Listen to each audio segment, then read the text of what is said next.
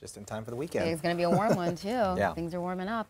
All right, so joining us now, Congressman Brad Sherman. He represents the 30th District, which includes parts of the San Fernando Valley. Actually, Sherman Oaks. Brad Sherman from Sherman Oaks. Yeah. Welcome. Good to be with you. Go ahead. Oh, so I'm glad to see you got through the water main break that's apparently outside our door here. But you work a lot in D.C. working on foreign policy for our state. You're in the Non-Proliferation Subcommittee, and you were one of the people that escorted Netanyahu while he was here. So what do you think about the U.S.'s deal with Iran that we've made? The deal hasn't been made yet. If it shapes up, if we get what we're trying to get, it'll be a mixed bag. It will slow down Iran's progress to a nuclear weapon, and will put us in a position with the next president of deciding what else we want to do. The deal will not be binding on the United States because Congress is not going to endorse or approve the deal. So then why do a deal? Well, we want to get Iran to ship its stockpile of enriched uranium out of the country and at least put them several years away from a nuclear weapon.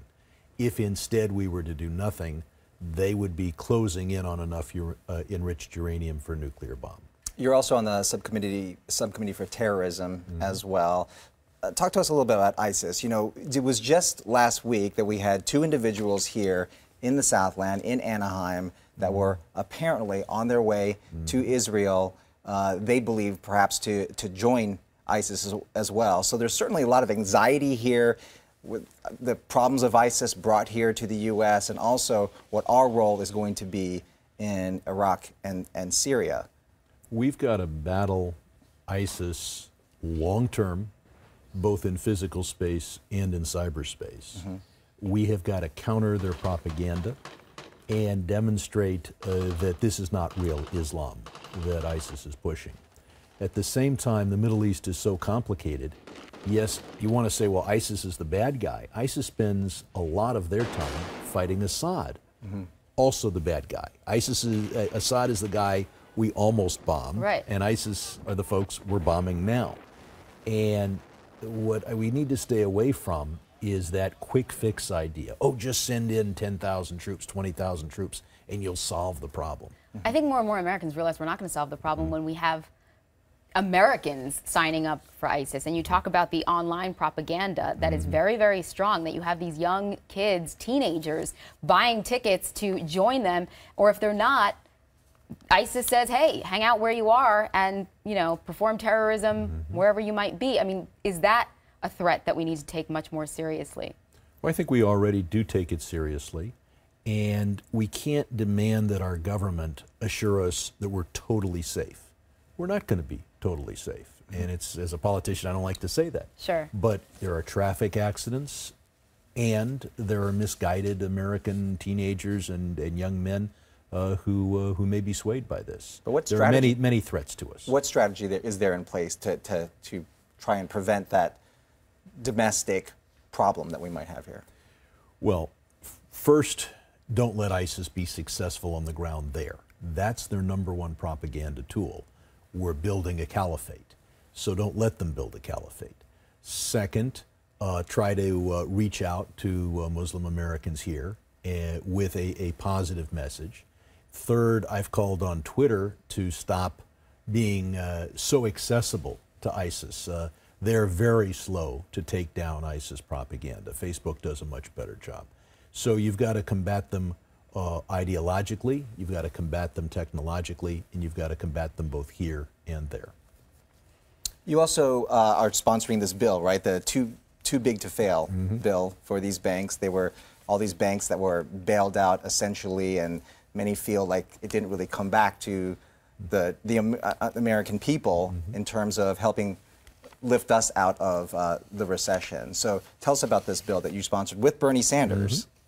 I don't agree with Bernie on everything, but this is something we've worked together on for many years. Too big to fail should be too big to exist. Never again should we have a big bank able to call Washington and say, we're going down and we're so big we're taking the whole economy down with us.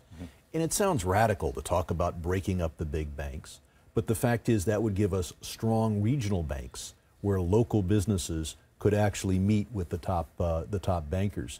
And in fact, the bill is supported by 90% of the bankers of the banks in this country. That's shocking. Yes, the independent community banks, which are 6,000 of the 6,600 banks in the country, support the bill because they're tired of competing with these large banks that enjoy this unfair advantage. Sure. And that advantage is people will lend them money for less because they figure that even if the bank screws up, Washington will bail them out.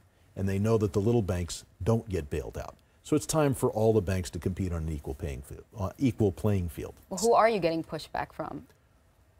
Just all of Wall Street, right. all of the power in Washington. We've been working on this bill since 2009, and I wish I could come and tell you, oh, it's set for a vote and it's going to be close. This is a bill that we're going to keep pushing, but I don't expect it to pass this year. So you're not supporting Bernie Sanders for president? No, I'm supporting Hillary Clinton for president. There you go. You're a Hillary supporter? Absolutely have been for a long time. Okay, we're running out of time, but really quick, I wanted to ask you about the trade bill. Mm-hmm. What's your position on it, and as Californians, what do we need to know about it?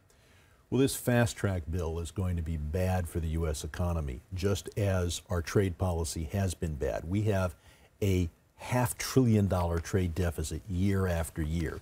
We need expanded trade, but we need fair and balanced trade. And going further in the direction of building a trade deficit, importing a lot, exporting a little, is not going to build jobs. It's not going to build an egalitarian society either.